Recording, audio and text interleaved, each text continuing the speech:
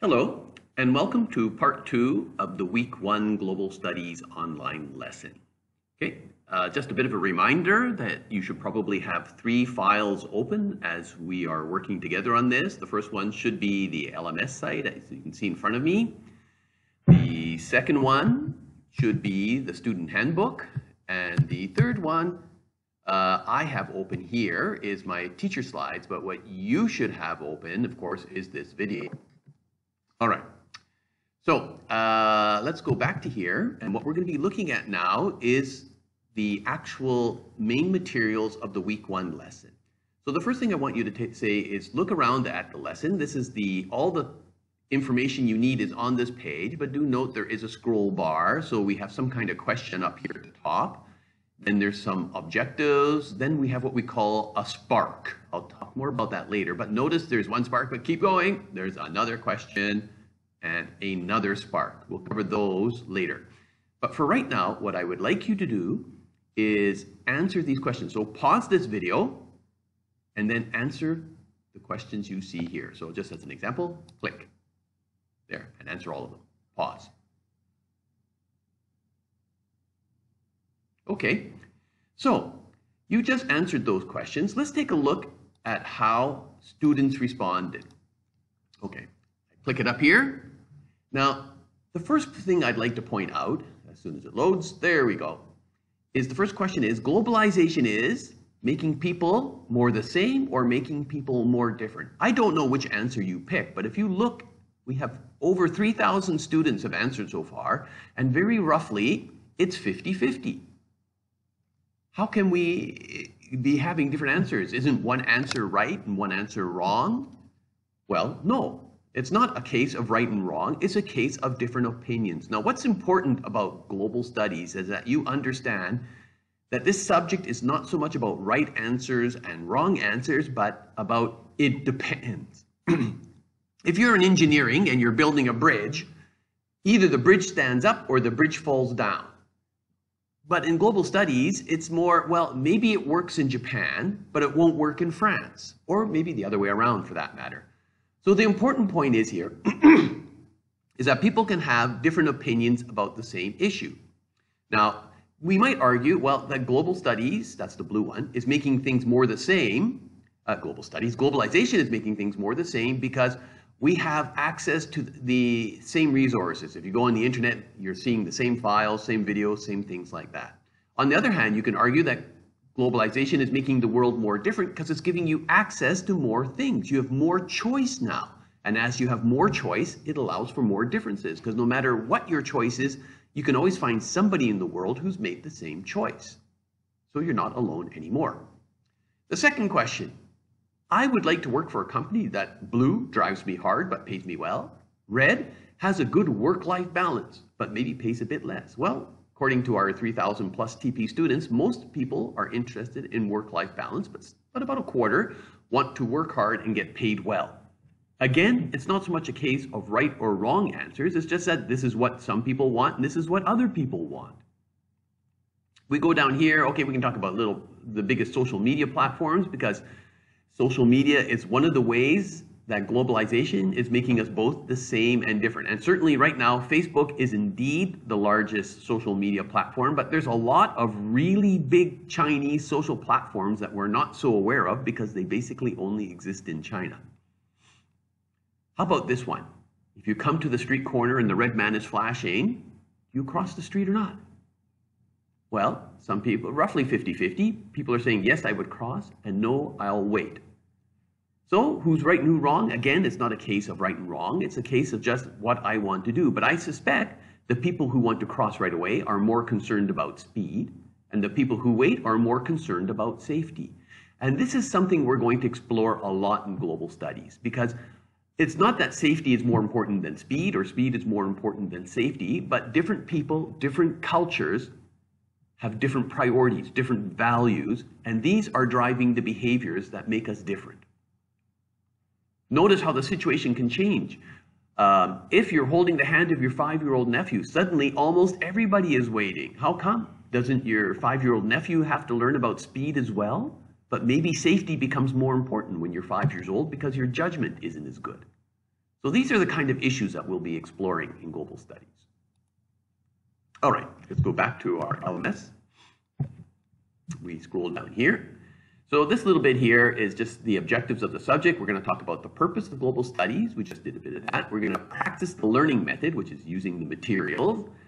And we've already talked a bit about how you're going to be assessed, but I'll recap that again later. So here is our first spark. What is global studies? Notice you have to click on it to open it. And a new little tab opens up. And now it's loading.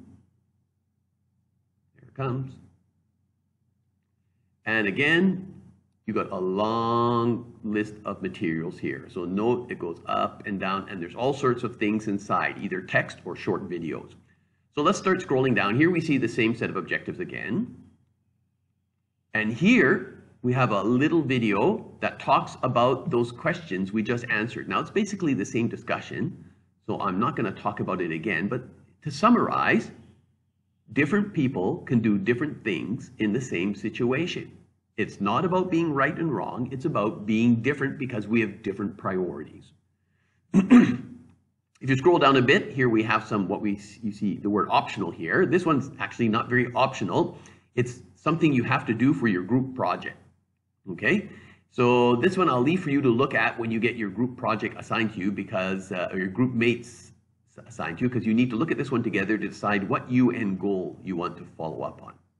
And here, this one is also useful. It's more about ASEAN, because if you can link ASEAN into the group project, that'll make it a better project. Okay, so now we start getting into why should you take this subject? Okay. Now, what does Singapore have in the way of natural resources? Basically nothing. It's got people, a port, and a lot of mud. Okay, so Singapore lives and dies by the amount of trade it has. Look at this figure here. For most countries in the world, about 40% of their economy is based on trade. For Singapore, it's 320%. It's a huge amount. What this actually means is that Singapore is trading 3 times with one item, in the sense that something comes into Singapore, Singapore does something to it, like, let's go through an example. There's a research and development unit in Singapore. They make a plan, they send the plan to Vietnam, where it makes the product. Vietnam comes back to Singapore. Singapore starts putting software on this object, perhaps. And then they send that object off to Indonesia to get packed. And then it comes back to Singapore, where Singapore does something else again, and then it gets shipped out. This is how the Singaporean economy works. It's very integrated into the global trade network. And if you're integrated into the global trade network, that means you have to be able to deal with people from all around the world. And they do come from different cultures, which means you have to be able to deal with these different cultures. Another name for this subject is foundations of international business, because to be successful in international business, you have to be able to work with a variety of business partners. Notice it doesn't mean you have to be outside of Singapore, because there's plenty of different cultures inside Singapore, either people from outside coming in or just all the basic cultures in Singapore. So, in general, in this subject, we're going to look at how different cultures deal with different issues, political issues, economic issues, technological issues, social issues, but they're going to deal with them differently because they have different priorities. Just like some of them will cross the street and some will wait for the green man. So officially, the subject aims to expose you to the globalized workplace, improve your global mindset, and most importantly of all, it will help you effectively work and communicate with people from different cultures. Okay, let's go down a little bit more. Okay, I'm going to talk about how the subject is organized now. We have 1 semester that's divided into 2 terms. The first term is quite tough in terms of workload because all the theory is in the first term. Every week you got to do something in class, you got to do something online, and it's quite a bit of work. But the theory is finished after term 1. After term 2, you basically look at the group project. That's down here. In the second half, you'll be working on the group project, and you'll be going on the trip, which is actually in Flex Week 2. Okay, now Each week, we'll also have some opening questions. We did it already for this week where we asked about what would you do in this situation or that situation, would you cross the street or not? So that's a common thing that'll happen in each week. And it's just sort of, if you will, to get you thinking about the topic that you're going to be learning about. Now, we've already done it for this week, so I'm not going to go back and look at it again. But the key point is, did everybody answer the questions the same way? And of course, the answer is no. Why don't they answer the same way? It's because people have different values, different priorities. Now, in this subject, we're mainly looking at how cultural groups do this, but it's equally true for individuals. It's a little tougher to do because individuals vary more than a whole culture group, but it's the same idea. If you want to really work well or get along with someone, you have to understand what they think is important. Okay. So, after the opening question, there's usually a content or theory section. And we'll be seeing one in a minute. But normally what happens is you go through the content and then you're going to answer a question. So let's practice that now. Here's a little application, a little video about Google Translate. Now, one of the problems dealing with different cultures is that they tend to speak different languages as well. That can be a real problem. But can Google Translate help us solve that problem? Okay, play button. Hola, mi nombre es Rafael. My name is Raphael. How are you, Raphael? ¿Cómo estás, Rafael? Okay, so it seems to be working okay for this kind of conversation. I'm fine, thanks. What are you going to do this afternoon?